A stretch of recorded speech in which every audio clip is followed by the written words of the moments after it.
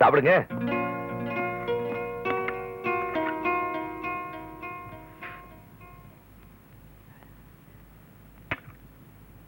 என்னங்க, காஃபி தானே? காஃபி தான், ஆனா ஆறி போயிருக்கு. ஓ, ஹோட்டல் பேரே ஆரிய பவன், அதனாலதான் அப்படி இருக்குமோ? ஏங்க, நாக்கு வேகிற அளவுக்கு சூடு இருக்கு, இதுக்கு மேல உங்களுக்கு சூடு தேவையா? சாப்பிடுங்க. ஆமா, உங்களுக்கு கோவமே வராதா? கோபமா? படபடன் கோபப்படுறவனுக்கு ஐஸ் கம்மி, கலகடன் சிரிச்சிட்டு வாழ்றவனுக்கு ஐஸ் அதிகம். ஆமா, அன்னைக்கு ஒரு நாள் ஷாப்பிங் காம்ப்ளெக்ஸ் வாசல்ல நீங்க என் வண்டியை மாத்தி எடுத்துட்டு போய் நான் எல்லாருக்கும் முன்னாடி காய்ச்சி மூச்சுன்னு கத்துனே, அப்ப உங்களுக்கு கோவமே வரலையா? இதுல கோவப்படுறதுக்கு என்ன இருக்கு? அப்புறமா அன்னைக்கு பஸ் ஸ்டாப்ல நீங்க வண்டியை குறுக்க விட்டு நான் டென்ஷன் ஆகி எனக்கு ஒரு ட்ரிப்பு அப்பாக்கு ஒரு ட்ரிப்புன்னு உங்களை ட்ரிப்பு மாத்தி மாத்தி அடிக்க வச்சனே, அப்போ உங்களுக்கு கோவமே வரலையா? ஐயோ, இதுல கோவப்படுறதுக்கு என்னங்க இருக்கு? நீங்க என் வீட்டுக்கு வரப்பெல்லாம் என் தங்கச்சிங்க உங்களை கண்ணா பின்னான்னு கிண்டல் பண்றாங்களே, அப்ப கூட உங்களுக்கு கோவமே வரலையா? இதுல கோவப்படுறதுக்கு என்னங்க இருக்கு? நான் உங்களை பார்த்தா ஐ லவ் யூன்னு சொன்னா உங்களுக்கு கோவம் வராதுல்ல? இதுல எஸ், இதுக்கு மேல என்னால மூடி வைக்க முடியல. I love you.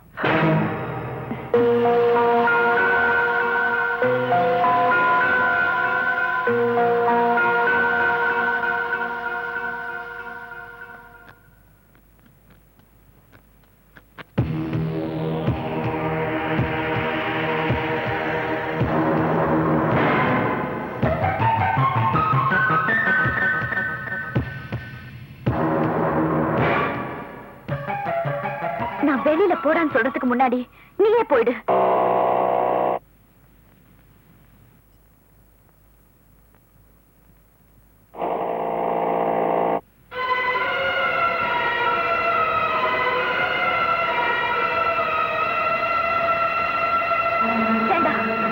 கிட்ட வராத, போயிடு. கிட்ட வராதுன்னு சொல்றேன். சொன்ன கேளு, கத்தி ஊரை கூட்டிடுவேன், அசிங்கமாயிடும்.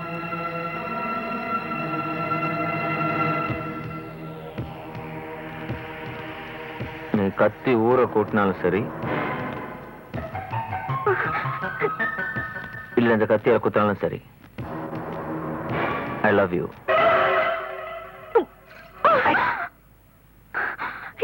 இன்னொருத்த மனைவி கிட்ட வந்து காதலிக்கிறேன்னு சொல்றியே, உனக்கு வெக்கமா இல்ல? நீ ஒரு மனுஷனா? இல்லைங்க, நீங்க இன்னொருத்தர் மனைவி இல்லைன்னு தெரிஞ்சுதான் உங்களை காதலிக்கிறேன். உனக்கு எப்படி தெரியும்? நான் தான் சொன்னேன்.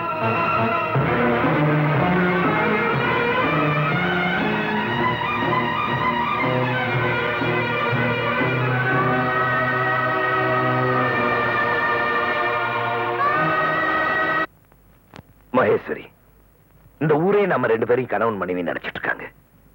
உண்மையிலே நாம ரெண்டு பேரும் அப்படி இல்லை. ஒரு வருஷத்துக்கு மேல ஒரே வீட்டுக்குள்ள இருந்திருக்கோம். இருந்தாலும் உனக்கு என் மேல காதல் வரல, எனக்கும் உன் மேல காதல் வரல. அதுக்கு என்ன காரணம் எனக்கு புரியல. வாய் அளவுல ரெண்டு பேரும் கணவன் மனைவின்னு சொல்லிட்டேமே தவிர, வாழ்க்கையில நண்பர்கள்ங்கிற எல்லையை தாண்டி இதுவரைக்கும் நாம ரெண்டு பேரும் பழகினதில்லை. ஆமா, இன்னும் எவ்வளவு நாள் தான் இப்படி இருப்ப? அதனாலதான் உனக்கு கல்யாணம் பண்ணி வச்சிடணும்னு உடனே மாப்பிள்ளை தேட ஆரம்பிச்சேன். அந்த நேரம் பார்த்து குமாரோட நட்பு எனக்கு கிடைச்சது. உன்னை எப்படியாவது குமார் கல்யாணம் பண்ணி வைக்கணும்னு நினைச்சு குமார் அந்த காம்பவுண்டுக்குள்ள குடி வர வச்சதே நான் தான். குமாருக்கு நம்மளை பத்தின எல்லா விஷயமும் தெரியும். இது என்னைக்காவது ஒரு நாள் உன்கிட்ட சொல்லலாம் நினைச்சேன். அதுக்குள்ள அண்ணன் கொஞ்சம் அவசரப்பட்டாரு. சாரி மகேஸ்வரி, நீங்க எனக்கு காஃபி கொடுக்கும்போது நான் உங்களை பார்த்து ஏதாவது வேணுமான்னு கேட்டது, சினிமா தியேட்டர்ல உங்க மேல என் கைப்பட்டது, இது எல்லாமே எதேச்சே நடந்தது. ஆனா ஒவ்வொரு சந்தர்ப்பத்திலையும் நீங்க தான் என்ன தப்பானவனாவே பாத்தீங்க. அது பரவாயில்ல. இப்படி எதிர்பாராத விதமா நடக்கிறதெல்லாம் எனக்கு எதிராவே நடக்கிறதுனால எங்க நான் உங்களை எழுந்துடணும்னு பயந்துதான் இன்னைக்கு ஐ லவ் யூ சொல்றதுன்னு முடிவு பண்ணிட்டேன். ஆனா ஒரு விஷயம், இந்த கணவன்ற வார்த்தைக்கு நீங்க எந்த அளவுக்கு மரியாதை கொடுக்குறீங்கன்றத பல சந்தர்ப்பங்களை நான் பார்த்து தெரிஞ்சுக்கிட்டேன். அன்னைக்கு சினிமா தியேட்டர்ல சைட்ல எடுத்து வச்சீங்களே செருப்பு, அதை எடுத்து நீங்க நடிச்சிருந்தீங்கன்னா கூட உங்களை தான் கல்யாணம் பண்றதுன்னு அன்னைக்கே முடிவு பண்ணிட்டேன். இங்க பாரு மகேஸ்வரி, இந்த விஷயத்தை பொறுத்த வரைக்கும் நான் உன்னை கட்டாயப்படுத்தல. உனக்கு எது சரின்னு படுதோ அதுபடி செய்.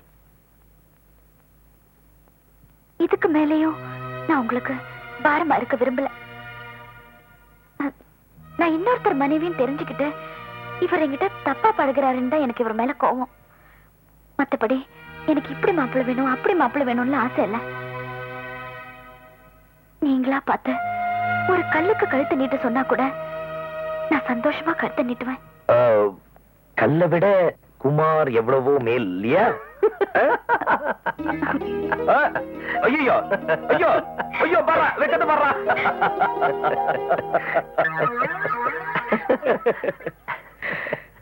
ஓகே, அப்புறம் அடுத்த முகூர்த்தத்துல வச்சுக்கலாமா? ஐயோ, எனக்கு ஒரு 3 மாசம் டைம் வேணும். ஐயா, நான் கொஞ்சம் ப்ரிப்பேர் ஆகணும்ல. அது வரைக்கும் என்ன பண்ணுவேன்? அது வரைக்கும் லவ் பண்ணிட்டு அப்படி ஜாலியா. லவ் சார் ஆனதா அண்ணே. எப்பா, இந்த காம்பவுண்டுக்குள்ள எனக்கு தெரியாம இன்னும் என்னென்னப்பா நடந்துட்டு இருக்கு? ஐயோ, பொண்டாட்டிக்கே புரிச்ச மாப்பிள்ளை தேடிட்டு இருக்கானே. அப்படிலாம் இல்ல ஆனந்தா, உன்னை வாழும் அரிச்சந்திரன் நினைச்சிட்டு இருந்தேன். நீ இப்படி போய் பேசலாமா? இந்தப்பா ஒரு ஆம்புலன்ஸுக்கு போன் பண்ணுப்பா. ஏன்னே, அண்ணனுக்கு இன்னும் 10 நிமிஷத்துல ஹார்ட் அட்டாக் வரணும் எக்ஸ்பெக்ட் பண்றேன். ஐயோ அண்ணன், உங்களை ஏமாத்தணும் சொல்லலனே. அப்புறம் அவளை ஏமாத்திர பண்ணியா? இல்ல, முதல்ல நீ யாரு, அவ யாரு, அந்த குழந்தை யாரு, இதெல்லாம் இன்னும் 10 நிமிஷத்துல எனக்கு தெரியணும். அப்படி இல்ல அந்த உத்தரத்துல நான் தூக்கு போட்டு செத்துட்டு உன்னை மாட்ட வச்சிருவேன். ஐயோ, என்ன மாட்ட வைக்காதீங்க. நான் செத்த பரவாயில்லையா? ஐயோ பரவாயில்ல. நான் சொல்றத கொஞ்சம் தயவு செய்து கேளுங்களேன்.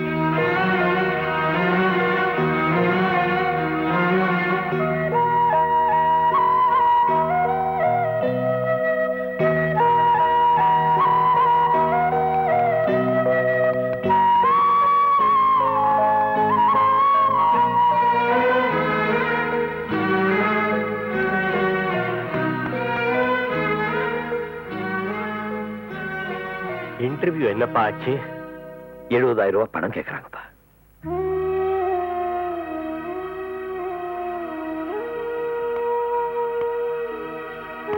அண்ணனுக்கு போய் சாப்பாடு போடுமா. படிச்சு முடிச்சதுக்கு அப்புறம் இவ்வளவு நாளைக்கு ஒரு ஒர்க் ஷாப்ல சேர்ந்திருந்தான்னா மெக்கானிக் ஆயிருந்திருக்கலாம். ஒரு மேஸ்திரி பின்னாடி போயிருந்தா கொத்தனார் ஆயிருக்கலாம். சர்க்கார் உத்தியோகம் தேடுறேன், சங்கீதம் கத்துக்கிறேன் அப்படின்னு சட்ட கசங்காம தெரிஞ்சுக்கிட்டு இருந்தான். இப்ப இவனே கசங்கி நிக்கிறான். அவன் என்னங்க பண்ணுவான்? அவனும் தினமும் ஒவ்வொரு ஆபீஸ் வாஸ்படியா ஏறி இறங்குறான். அவன் தலையெழுத்து. அதுக்கு இல்லம்மா, சாந்தி வயசுக்கு வந்து 10 வருஷம் ஆகுது. அவ கல்யாணமாயி புருஷன் குழந்தை குட்டின்னு சந்தோஷமா இருக்க வேண்டியவன் அவ வயர் கூட பின்னி அந்த காசுல நம்ம வயத்தை கழுவ வேண்டியிருக்கு. இவனுக்கு எப்ப வேலை கிடைக்கிறது, அவளுக்கு எப்ப கல்யாணம் ஆகிறது?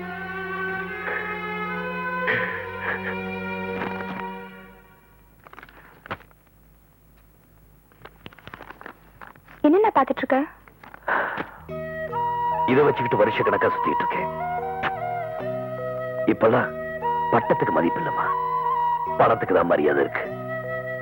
இனிமே இது இருந்து பிரயோஜனம் இல்லை.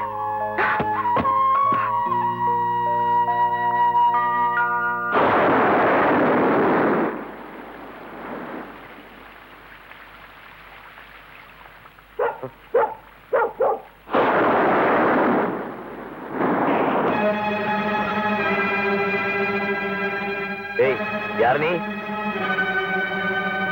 யாரா நீ? அண்ணா,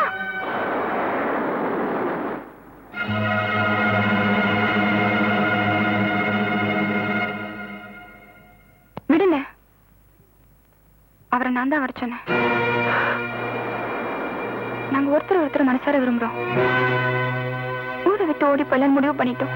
சாந்தி, குத்து கல்லாட்ட அண்ணன் நான் ஒருத்தர் இருக்கப்போ நீ குத்து கல்லாட்டு யாருக்கும் பிரயோஜனம் இல்லாம இருக்கிறதுனால தான் நான் இப்படி ஒரு முடிவுக்கு வந்தேன். சாந்தி, அண்ணா, இது வரைக்கும் நான் உன்கிட்ட எதுவுமே கேட்டதில்லை. முதல் முறையா உன்னை கேட்கிறேன். தயவு செஞ்சு சத்தப்பட்டு ஒரு குட்டியை வாழ்க்கையை கெடுத்துறாரு. சாந்தி, சாந்தி, விடிஞ்சதுக்கு அப்புறம் நானே அவங்க அப்பா அம்மா கிட்ட சொல்லி உங்க கல்யாணத்துக்கு ஏற்பாடு பண்றோமா? அப்படியே அவங்க அப்பா அம்மா கல்யாணத்துக்கு சம்மதிச்சு வரதட்சணை ஏதாவது கேட்டா உன்னால என்ன பண்ண முடியும்? 1 கிராம் தங்கம் உன்னால போட முடியுமா? இப்படியாவது உன் பாரத்தை குறைச்சிட்டேன்னு நினைச்சு சந்தோஷப்படு. சாந்தி, நீ வீட்டை விட்டு போனீன்னா நம்ம வீட்டோட மானம் மரியாதை. உனக்கு உன் மான மரியாதை தான் முக்கியம். என் வாழ்க்கை தான் பெருசு.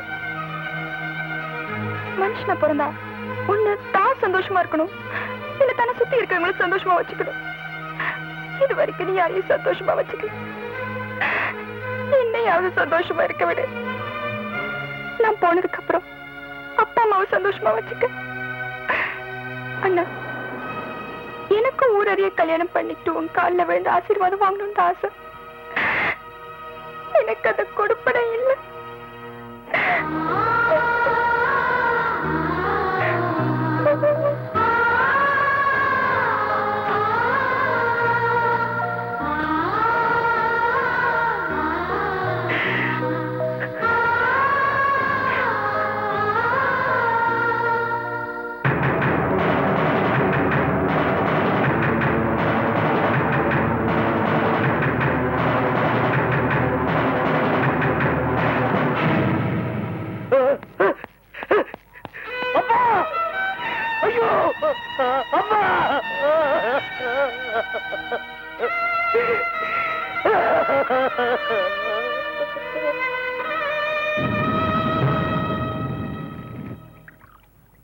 மனுஷனை பிறந்தா ஒண்ணு தான் சந்தோஷமா இருக்கணும், இல்ல தன்னை சுத்தி இருக்கிறவங்களும் சந்தோஷமா வச்சுக்கணும்.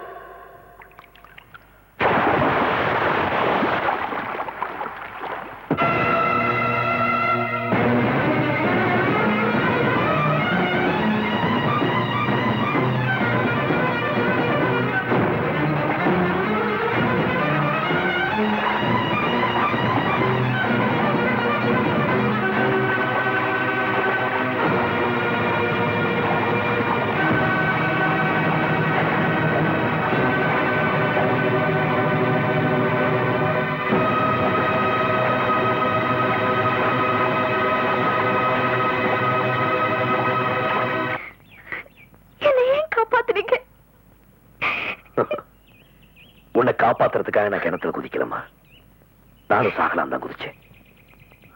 என் கண் எதிர ஒருத்தர் சாகிறத பார்த்துட்டு என்னால சாக முடியல. அதனால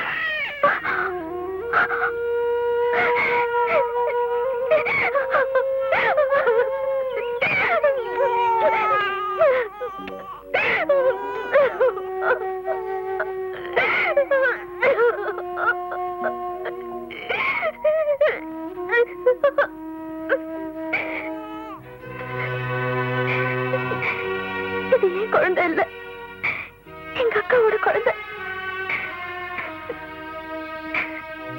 எனக்கு அப்பா அம்மா யாருமே இல்ல, அக்கா மட்டும்தான். எங்க அக்கா வீட்டுக்காரன் ஒரு குடிகாரன். டெய்லி எங்க அக்காவுக்கு அடி உததான். அந்த பாவியோட சித்திரவதை தாங்க முடியாம எங்க அக்கா செத்து போயிட்டா. எங்க அக்கா செத்து போனதுக்கு அப்புறம் அவ என்ன கல்யாணம் பண்ணிக்க துடிச்சா. அவன்கிட்ட இருந்து தப்பிக்கிறதுக்கு எனக்கு தற்கொலை தவிர வேற வழி தெரியல. இந்த குழந்தை அவன்கிட்ட நான் விட்டுட்டு வந்தா அவன் இன்னொரு கல்யாணம் பண்ணிக்கிறதுக்காக இந்த பச்சை மண்ணையும் கொண்டுருவான். யாராவது இறக்கம் உள்ளவங்க இதை கொண்டுட்டு போய் வளர்ப்பாங்கன்னு நினைச்சேன். அதுக்காக தான் இந்த கோயில் வாசல்ல போட்டுட்டு நான் மட்டும் கிணத்துல போய் குதிச்சேன்.